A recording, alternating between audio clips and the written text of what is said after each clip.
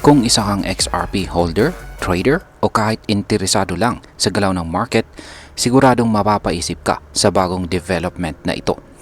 Ang tanong po natin ngayon ay mauuna na bang sumabog itong si XRP papunta sa presyong $2.60? At bakit isang galaw lang daw ang kailangan para maganap ito? Kaya yan, sa video na ito ay atin pong pag-uusapan ang mga technical na signals or signs, galaw ng mga whale, pagtaas ng interest sa derivatives at kung paano po ito lahat nagsasama-sama para lumika ng tinatawag na short squeeze. Sa simplihan natin ang paliwanag para sa lahat para lahat ay makasabay. Kaya kahit hindi ka eksperto ay makukuha mo ng malinaw ang ideya kung ano nga ba ang nangyayari kay XRP ngayon. Kaya ayan, bago po tayo magpatuloy ay pakibasa na lamang po muna ang disclaimer dito sa ibaba ng ating screen. Ngayon ay simulan po natin sa unang katanungan kung ano po ang ibig sabihin ng breakout na tinutukoy dito kay XRP. Ayan, unahin po muna natin ang tinatawag na bullish pennant breakout. Ayan, meron po tayong isang chart dito. Ayan, ni XRP USDT po ito na trading pair sa daily chart time frame po ito at mula po ito sa datos ni Binance. Ayan ang bullish pennant breakout. Isa po itong chart pattern na parang watawat at kadalasang nagpapakita po ng continuation o pagpapatuloy na pagtaas ng presyo. Makalipas po ang ilang linggo ng consolidation o pag-ipon ng enerhiya nito o lakas nito, sa XRP ay biglang kumawala pataas. Kaya ayan, makalipas ang breakout na ito ay nagsimula sa presyo na nasa support level na 1.7980 at ngayon ay lumalaban po siya sa resistance level na nakapwesto sa presyong 2.1665. Kaya yan, nakikita po natin dito sa chart na ito. Ayan yung bullish pennant breakout. Yung bullish pennant pattern ay yan po yung binubuo ng dalawang kulay, red or pula na rinya. At nakikita natin dito na yung candlestick ay nagkaroon po ng breakout or tumagos po siya sa upper portion nito. At yan yung mga kulay itim naman na horizontal lines na yan ay yan po yung mga support at saka resistance. Yung support natin is yung nandito sa 1.7980 at yung dalawang nandito sa itaas ay mga resistance. Kaya ayan po ulit. Kung mababasag po ang resistance dito sa 2.1665 ay possible po na magpapatuloy ang pag-angat ng presyo ni XRP. Pero pag mauuntog po siya ay babalikan niya. Muli po niyang babalikan ang 1.7980 na support. Kaya ayan, ngayon is bakit po mahalaga ang galaw ng mga whales. Ayan, pag-usapan naman po natin ang tungkol sa mga whales o mga malalaking investors. Kaya ayan, base po sa datos ay tumataas po ng kaunti ang whale to exchange flow ng 0.51%. Ayan, nakikita natin dito sa chart ang whale to exchange flow total mula po ito kay Binance. Ayan, 0.51% kung saan ay meron po itong kabuuang 2.88k na XRP. Bagamat maliit lang ito kung titingnan natin, malaki po ang ibig sabihin nito. Hindi po ito panic selling. Sa halip ito ay parang reposition ng mga whales kung saan ay tila naghahanda po sila para sa isang mas malawak na galaw. Ibig sabihin ay nananatili ang kumpiyansa ng mga malalaking players sa stability ni XRP.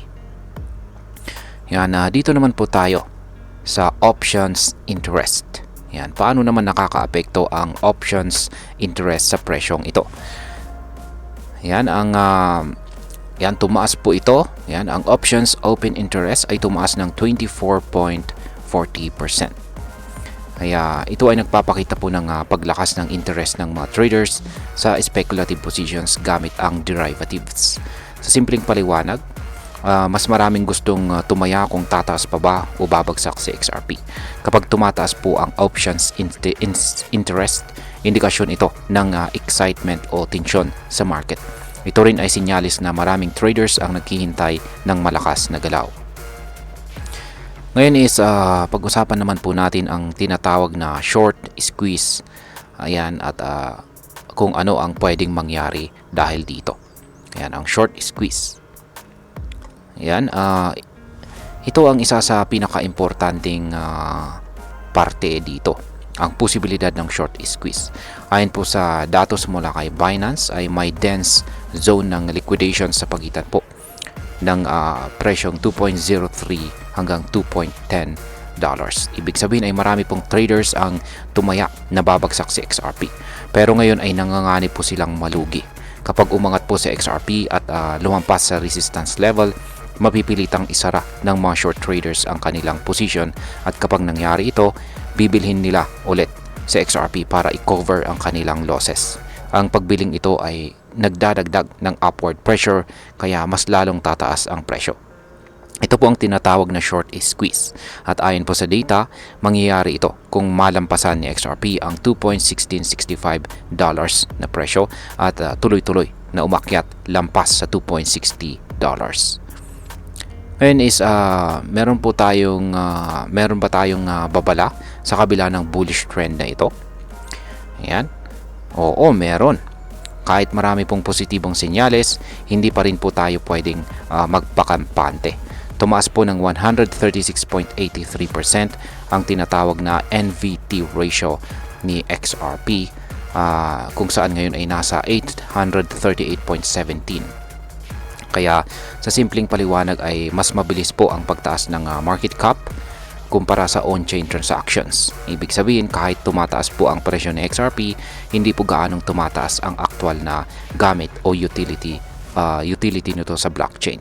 Kapag hindi po sumunod ang actual network activity, maaari pong mag-overheat ang presyo at magdulot ng biglaang correction.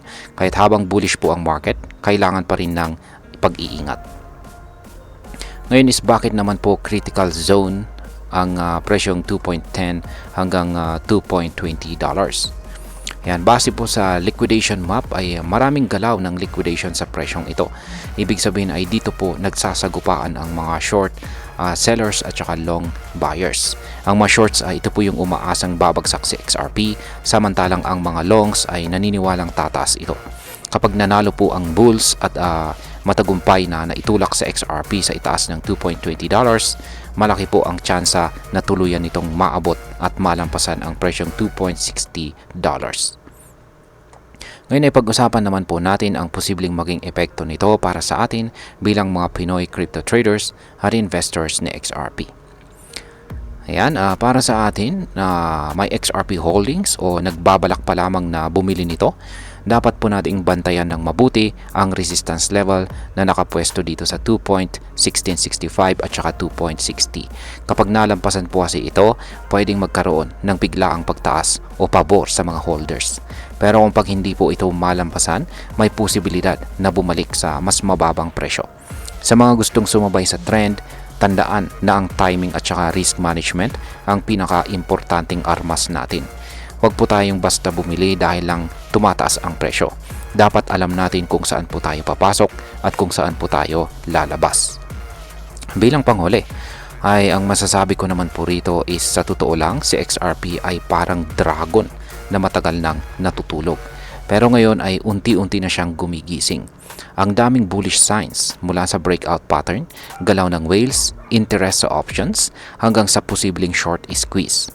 Pero tulad ng lahat ng crypto, dapat po nating tandaan na mabilis magbago ang ihip ng hangin. Kaya kung isa ka pong trader, maging mabilis pero maging maingat. Kung investor ka naman, mas mainam na tumingin ka muna sa long term at alamin kung talaga bang may solid na use case itong si XRP sa mga darating na taon. At ayan, hanggang dito na lamang po tayo sa video na ito mga ka-crypto. Marami pong salamat sa panonood.